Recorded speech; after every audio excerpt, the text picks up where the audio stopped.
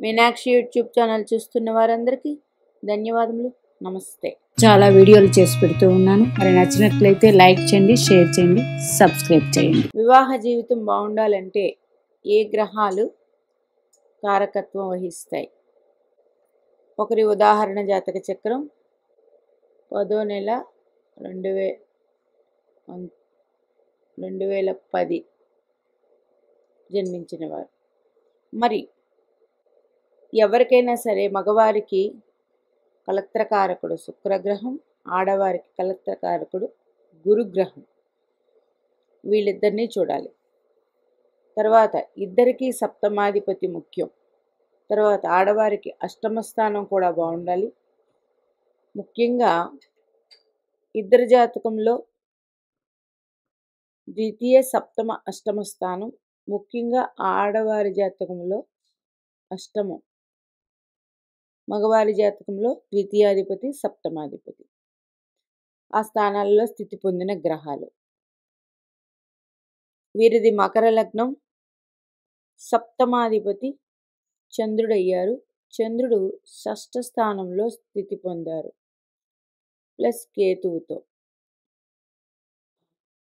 ఎవరికైనా సప్తమ అధిపతి ఆడవారికి కానీ మగవారికి కానీ సప్తమాధిపతి పాపగ్రహాలతో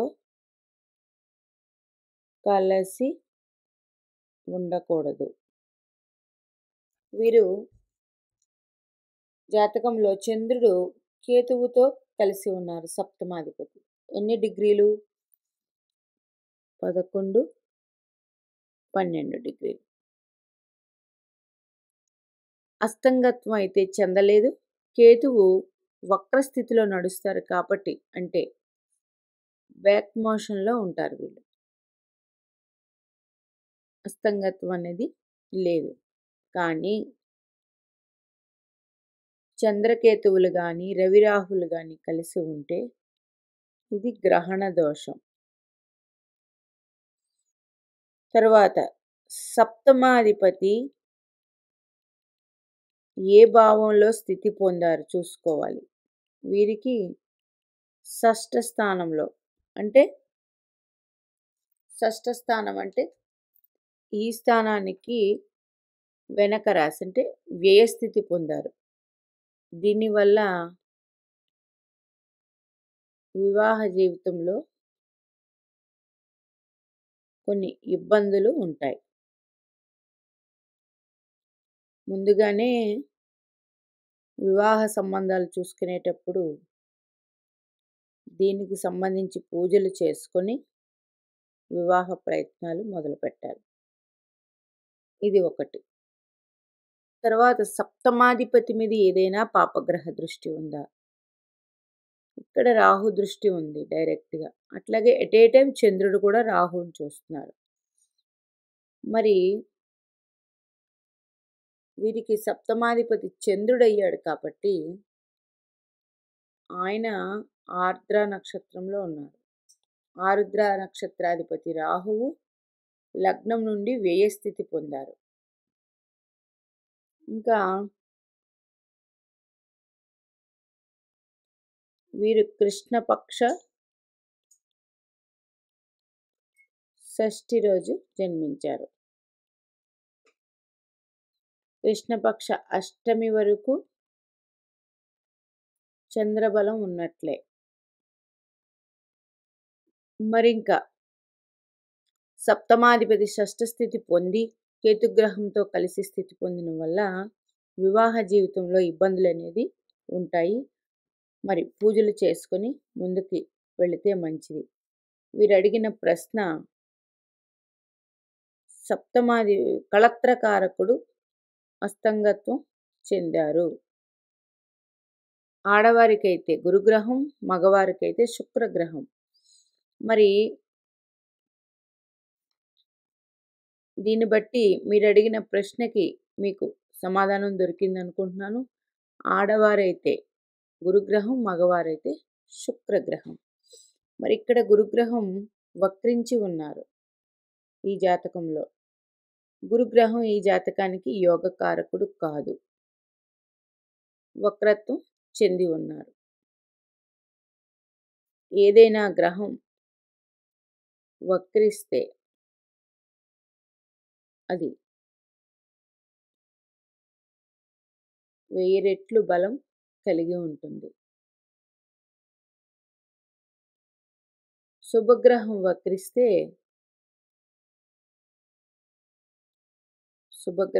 వక్రిస్తే మంచిదే. ఇక్కడ జన్మలగ్నానికి గురుగ్రహం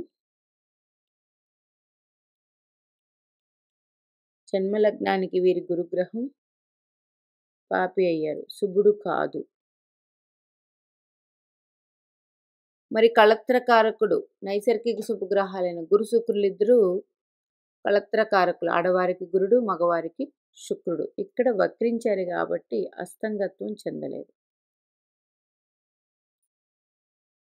శుక్రుడు వక్రించి అస్తంగత్వం చెందారు. ఈ లగ్నానికి శుక్రుడు పంచమాధిపతి, దశమాధిపతి అయ్యారు. బుధ రవులతో కలిసి ఉన్నారు. బుధుడు అష్టమాధిపతి, రవి అష్టమాధిపతి, బుధుడు భాగ్యాధిపతి అయ్యారు. మరి ఎట్ ఏ టైము ఆడవారి జాతకంలో కుజగ్రహాన్ని, మంగళకారకుడు కుజగ్రహాన్ని చూడాలి. ఈ కుజగ్రహం స్వక్షేత్ర స్థితిగతుడై ఉండి సప్తమాధిపతిని చూస్తూ ఉన్నారు. ఈ కుజుడు చతుర్థాధిపతి, లాభాధిపతి.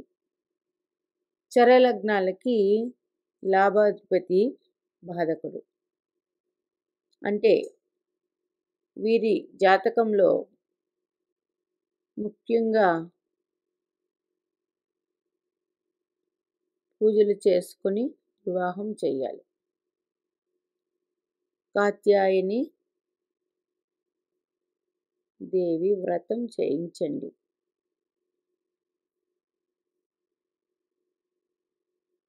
కాత్యాయని దేవి వ్రతం చేయించండి. దసరా వస్తుంది కదా, అప్పుడు మంగళవారాలు చేయాలి.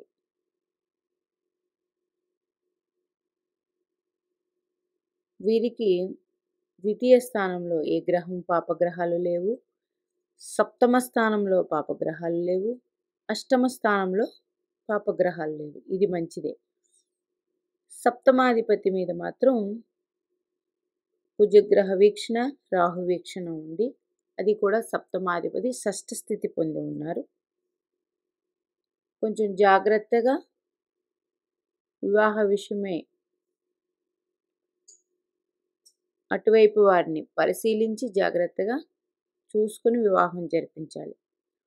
మరి అట్లాగే లగ్నాధిపతి దృష్టి గురుగ్రహం మీద ఉంది. ఎట్ ఏ టైం గురుగ్రహం లగ్నాధిపతి మీద వీక్షణ ఉంది. మకర లగ్నానికి లగ్నాధిపతి, ద్వితీయాధిపతి శని భగవానుడు. వీరిద్దరికి పరస్పర దృష్టి ఉంది. అట్లాగే ఈ చంద్రుడి మీద కూడా శని భగవానుడు దృష్టి ఉంది. ఎలాగా 1 2 3 4 5 6 7 8 9 10 10వ దృష్టితో లగ్న ద్వితీయాధిపతి. కానీ ఇక్కడ చూసే దృష్టి నైసర్గిక లగ్న శుభుడే, కానీ శని భగవానుడు కూడా పాపగ్రహం. అన్ని విధాల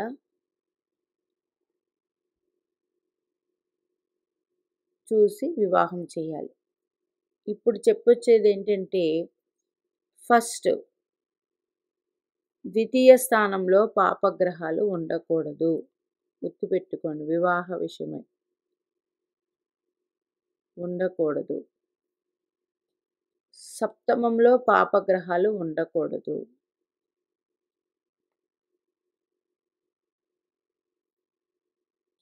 అష్టమంలో పాపగ్రహాలు ఉండకూడదు.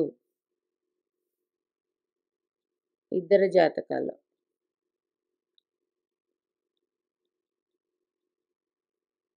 ఎవరికైనా సరే ఇట్లా ఉంటే సప్తమాధిపతి ఎవరో ఆ గ్రహానికి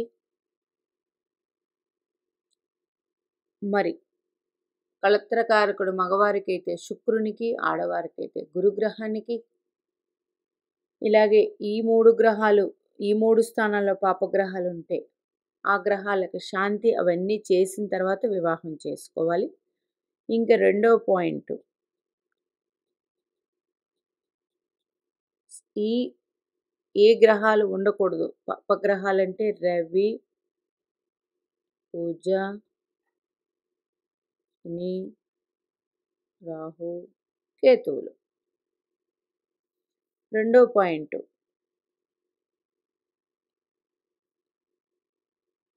సప్తమ స్థానం మీద పాపగ్రహ దృష్టి ఉండకూడదు. ఇక్కడ గురుడు లగ్న పాపి అయినప్పటికీ దృష్టి ఉండవచ్చు. నైసర్గిక శుభగ్రహం దృష్టి వేరు. ఇంకా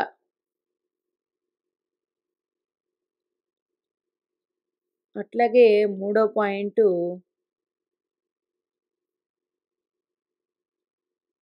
సప్తమ స్థానం మీద స్థానాధిపతి మీద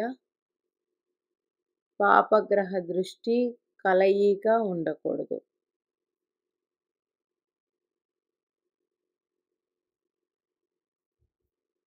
నాలుగో పాయింట్, మగవారికి శుక్రగ్రహం ప్లస్ చంద్రగ్రహం కూడా బాగుండాలి. ఆడవారికి గురుగ్రహం ప్లస్ కుజగ్రహం బాగుండాలి. ఈ 5 పాయింట్లు గుర్తుపెట్టుకోవాల్సిన విషయాలు.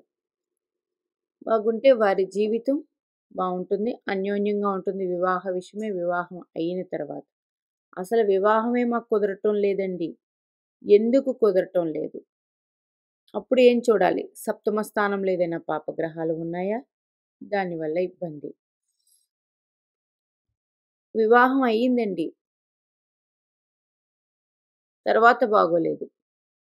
అది సప్తమాధిపతి, అష్టమాధిపతి, అష్టమ స్థానంలో ఉన్న గ్రహాలు, అలాగే ఆడవారికి గురుగ్రహం, కుజగ్రహం, మగవారికి శుక్ర చంద్రగ్రహం.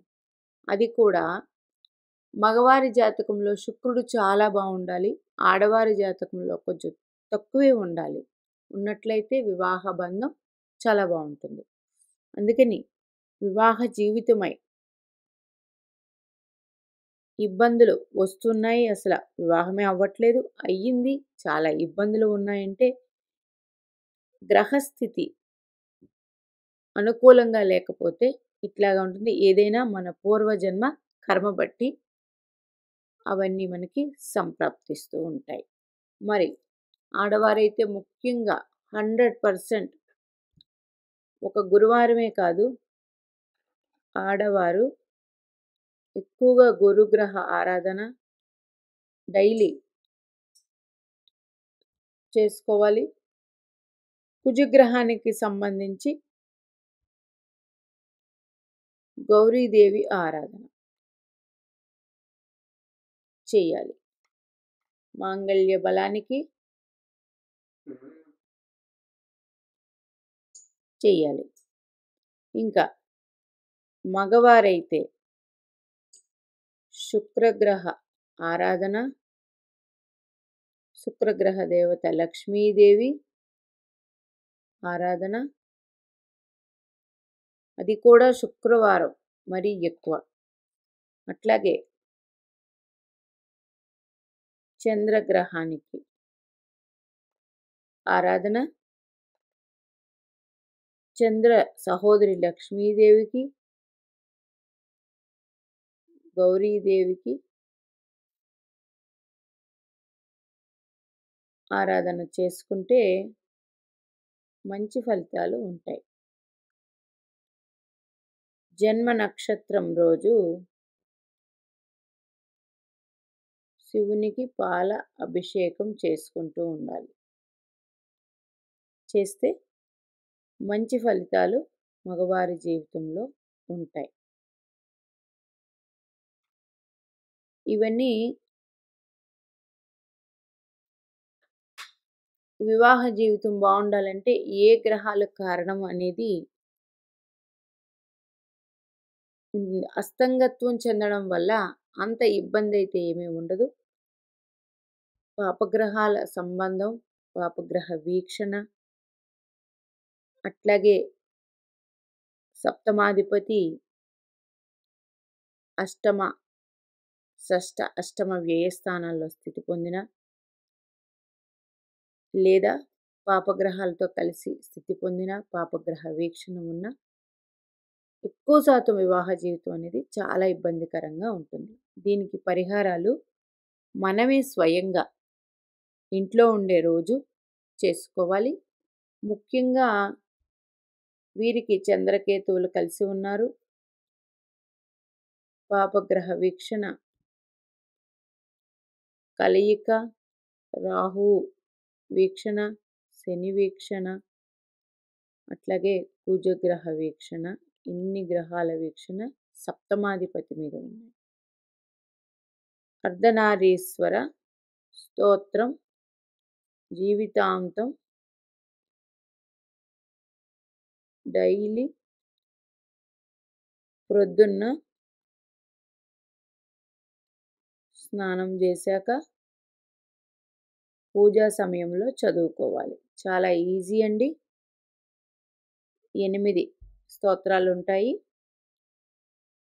గూగుల్లో సెర్చ్ చేస్తే, యూట్యూబ్లో సెర్చ్ చేస్తే దొరుకుతుంది, లేదా పుస్తకంలో. అర్ధనారీశ్వర స్తోత్రం చదవండి, మంచి అనుకూలత పొందుతారు. ఎవరైనా కానీ, ఆడవారైనా కానీ, మగవారైనా కానీ. మీనాక్షిదేవి ఆశీస్సులు మనందరి మీద ఉండాలని కోరుకుంటూ నమస్తే.